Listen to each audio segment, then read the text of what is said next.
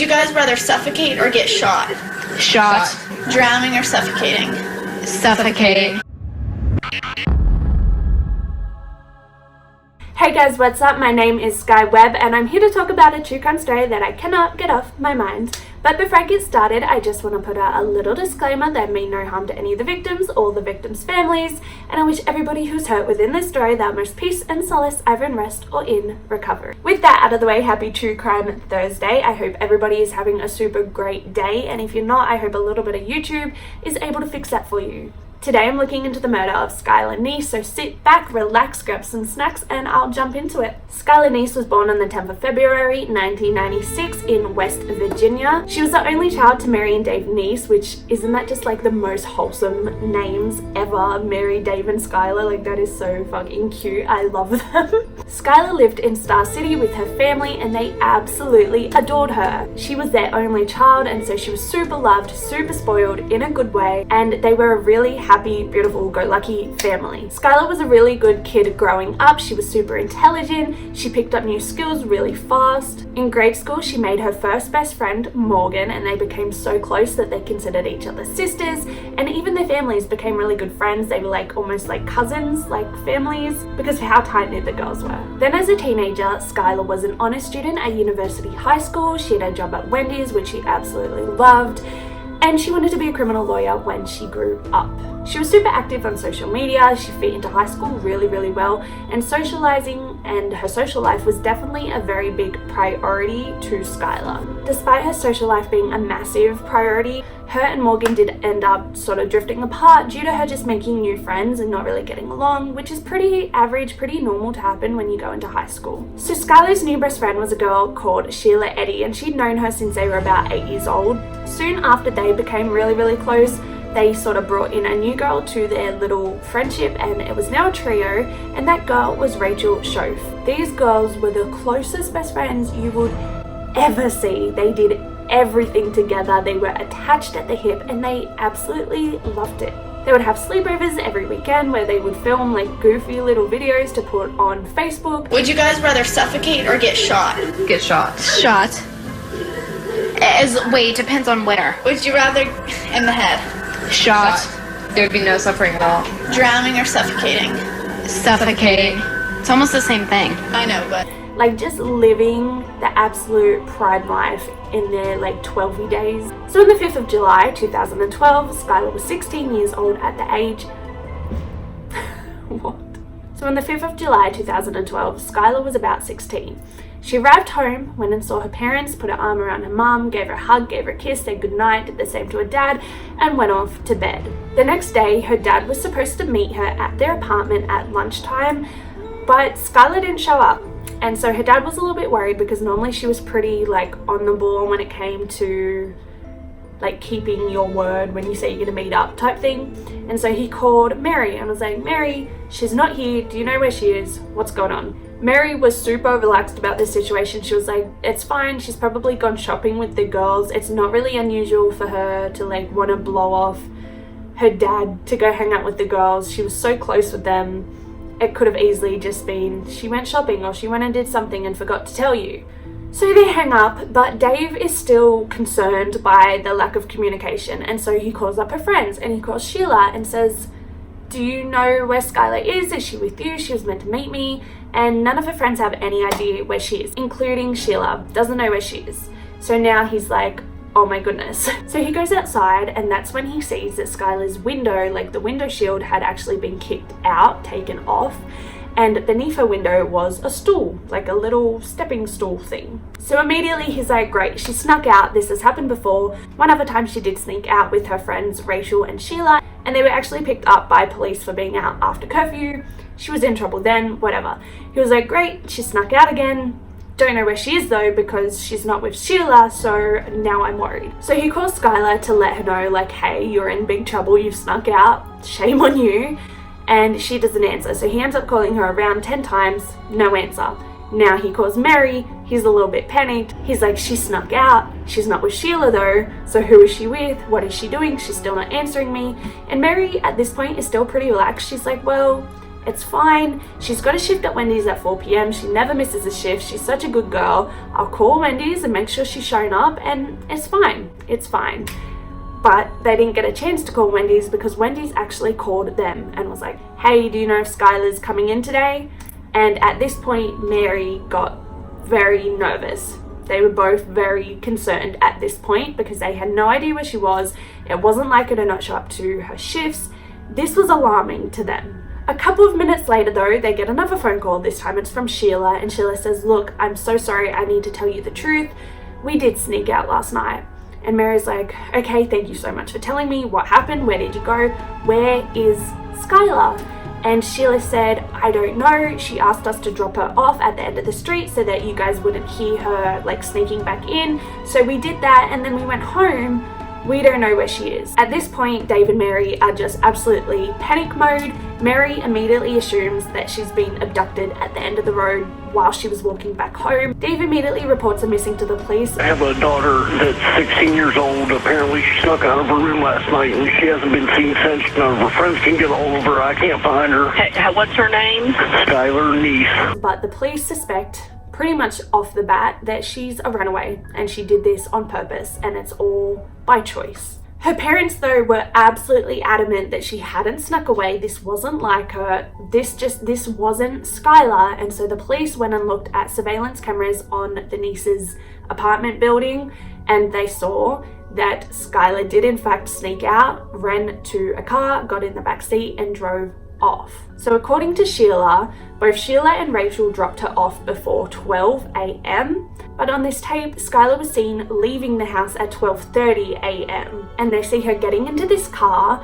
and driving off. So her parents' theory was that she had gone out with the girls like she always did, came home around 12 a.m, snuck back into the house, did whatever for a little bit, snuck back out of the house, got into this mystery person's car, and then this mystery person has driven her away and not allowed her to come home, or something has happened. But they were adamant that she had snuck in and out twice, those 2 times. So immediately her parents wanted an Amber Alert to go out. They wanted the news stations to be, informed. They wanted everybody to know to look out for Skylar, that she was missing, that this had happened. But the police refused because as far as they were concerned, it was a runaway and she had purposely walked out of the house and gotten into this car.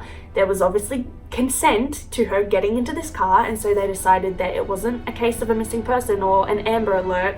This person had chosen to get into this car.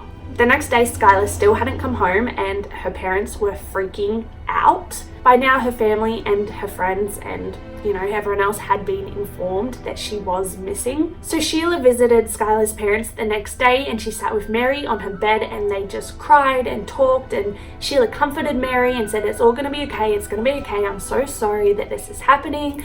And then they decided that they would go out and put up missing person posters of Skylar all over the town. And while they did this, Dave went and contacted the news and tried to get the story out that way. At this point, the police looked into Skylar's phone records and bank details and all of that. So they had come to the conclusion that Skylar hadn't made any transactions. She hadn't bought anything. She hadn't bought like a bus ticket or a plane ticket or something to get out of there, which would obviously show that it was a runaway situation. And they also determined that she hadn't taken any important or necessary items with her, that had she been running away, she would have needed things like glasses and contacts and just certain things that would have demonstrated that she was running away. She just didn't take. And so they decided they needed to look into this more now. By now she had been missing for over a month and the police still didn't have any answers whatsoever. All the police had were an abundance of rumors, and these rumors escalated a lot on social media. A lot of these rumors and a lot of people on social media decided to point the finger at Rachel and Sheila. Not necessarily saying that they had anything to do with it, but definitely saying that they know more, something has happened that they know about and they're not telling us about, and they're keeping things to themselves, and they are the answer. They are the answer. Look at Rachel and Sheila. The girls did have some supporters, especially from their high school, who would sort of jump online and try and defend them, but every time someone tried to defend them, all of this hate and anger and confusion would then be aimed at the person who had tried to support them. And so it was a very, very toxic time to be online in that area. And because of all of this social media circus shit going on, the police did decide that they needed to look into Rachel and Sheila a little more intensely. So the FBI would actually be in touch with both Rachel and Sheila so frequently that pretty much the entire community knew about it. They would be taken out of class, they would be taken out of football games, they would be spoken to at their homes, in the street, just a constant thing. And so at this point, Dave and Mary actually stepped in and defended the girls, especially Sheila. They said they have gone through enough. They've lost their best friend. They have no idea what's happened. That they're in the same boat that we're in. They've had enough happen to them. They've already got all this hate online. Stop harassing them. Stop looking into them so much. They considered Sheila to be like a second daughter to them. And so they really went in on the police and defended her because they felt it was unfair and unnecessary. But police pursued them because they did at this point genuinely think that they knew something that could help the investigation. So by now, police could actually see that Rachel's phone had dinged off a tower in Blacksville that night, the night that Skylar went missing. And that was the opposite direction to what the girls had claimed that they'd gone. They said that they stayed very local and drove around and then came home. Blacksville was sort of the opposite direction. So now they knew that there was more to the story and they wanted to know what the fuck these girls were hiding. So the police told Dave and Mary, and now even Dave and Mary were begging these girls to just tell them what was going on. They were like, we won't be angry, we just need to know. We need to know what happened to Skylar, please tell us. So now, for the first time in all of the investigation, Rachel said that yes, they did drive to Blacksville. And that is where Skylar asked to be dropped off and let out of the car, not at the end of the street like they had originally claimed, but in Blacksville. The very next day, Sheila changed her story to say the exact same thing. On the 28th of December, Rachel had a little bit of a meltdown where she became very loud, screaming, hysterical, crying, and violent with her parents, and her parents really could not contain her. It got to the point where her mum had to call 911. Bond County 911, we have an emergency. I have an issue with a 16-year-old daughter of mine. We can't control her anymore. She's shooting us, she's screaming, she's running through the neighborhood. Give me the phone. Like, no, this is over. This is over. My husband's trying to contain her. Please hurry. So Rachel was taken to a mental facility where they could adequately take care of her because her parents just had no idea how to control this, or you know what I mean? They didn't know how to help. They didn't know how to be there for her right now. She was going off her head. And a couple of days after being checked into this mental facility, she decided that she wanted to talk to the investigators. And so she wanted to meet at her lawyer's office, which the investigator was very surprised by. So they began to ask her questions that were tailored to fit their theories. Things like, was there a party?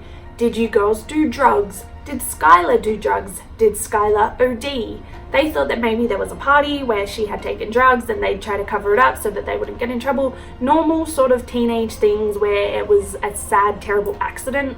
That's where they were sort of heading towards. So Rachel looked at these investigators and she said, "We stabbed her." And after a very long moment of very shocked silence, the investigator said, "What do you mean?" She then explained, and this is what she said. She said on the day of the murder, she got a shovel from her dad's tool shed and put it in the back of Sheila's car. Along with the shovel, they put clothes, cleaning supplies, and knives. They picked Skylar up around 12:30, meaning the car, which earlier they could not tell the make or the model or the license plate, means that car in the surveillance tape at 12:30 that they see Skylar getting into and driving off was actually Sheila's car. They pick her up and drive her to Blacksville. They drive for a little over an hour until they find this secluded wooded area where they can sit down and talk. At some point while sitting there, Sheila had gone to the car to get her supplies, and Rachel counted to 3, 1, 2, 3, and on 3 is when Sheila attacked. Sheila stabbed Skylar repeatedly, and Rachel claims that Skylar did put up a very good fight in the fight for her life. Ultimately though, all Skylar could do was ask why as she was sitting there dying and bleeding out. The girls then covered Skylar's body and drove away. Shortly after this confession, Rachel led police to this wooded area, and there they found human remains. At this point, they didn't know whether or not it was Skylar's, and so it had to be sent away for testing.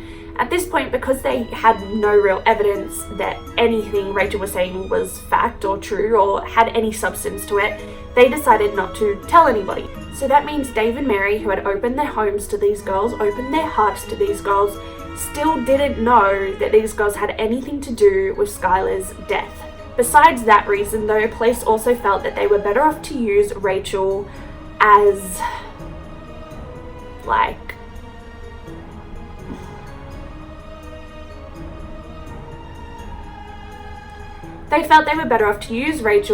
a pawn in their little cat and mouse game. That doesn't really make sense, but they decided to use her in order to get to Sheila, because they needed evidence to arrest both girls if they wanted anything to be held up in court. They knew that this was a very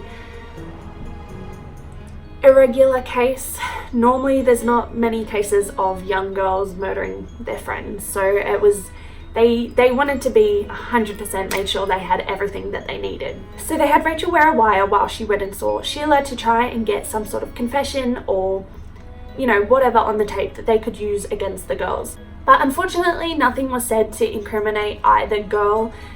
All they got from that situation was actually a photo, a selfie of the two girls, which they posted on Twitter. From there, the police rocked up at Sheila's house with a warrant to search the premises, and they basically collected anything they could that they thought might have any link to Skylar, including every single kitchen knife that they could find in the home. They found nothing in the house, but they did find DNA in Sheila's car. Now, if they tested that DNA and it was a match to Skylar, these two girls would now fully be linked to Skylar and her disappearance, and the police were so excited about this. While the DNA from Sheila's car was out being tested, the results came back in from the scattered human remains, and it was a match, meaning it was Skylar. They had found Skylar's body. So at this point, they had to break the news to Dave and Mary and to everybody else, and it was devastating when the news broke. The high school that all the girls attended was very shaken up as a whole, and Sheila was actually there that day that the news broke, and she was seen crying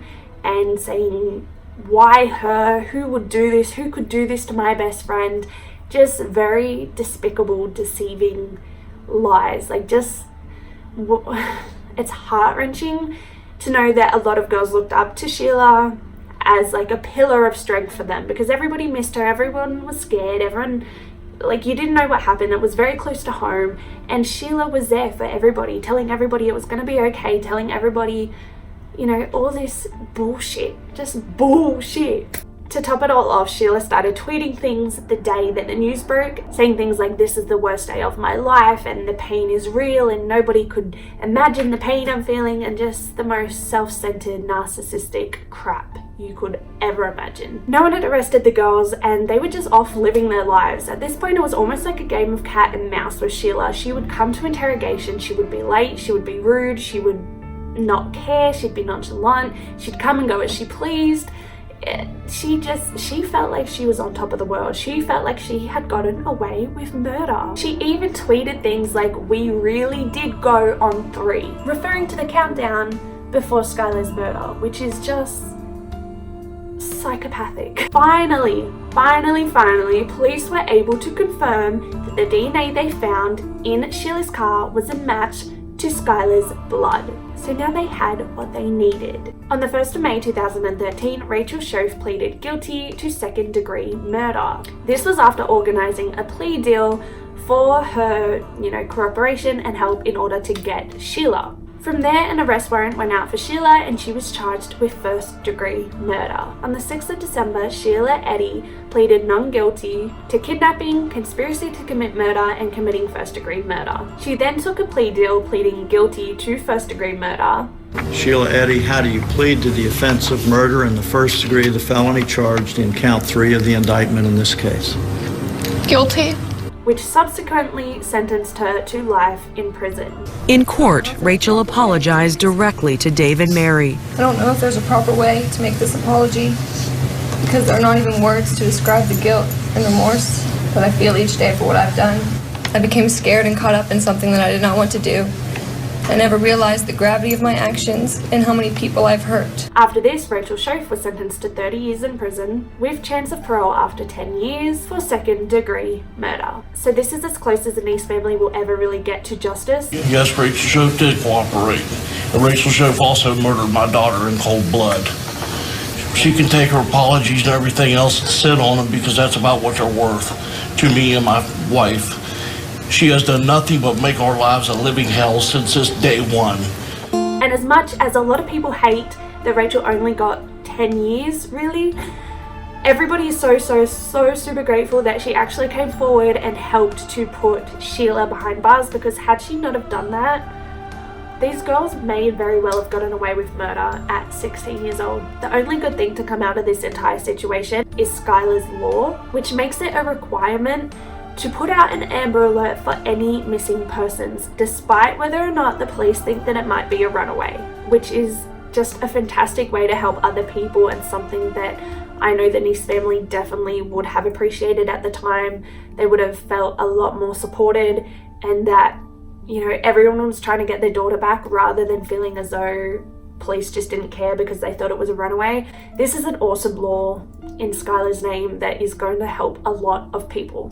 Thank you guys so much for watching this one. I really hope you enjoyed looking into Skylar's murder and having a look at her family and friends, or not really friends, the people that killed her, unfortunately. That is it for this week's True Crime Thursday. I really appreciate you guys watching. I'd love to know what you think about Sheila and her behavior during the investigation, especially her tweets and some of the things that she did. I'd also love to know what you think about Rachel and her confession, and why do you think that they did it? When asked why they did it, they said, oh, we just didn't like her.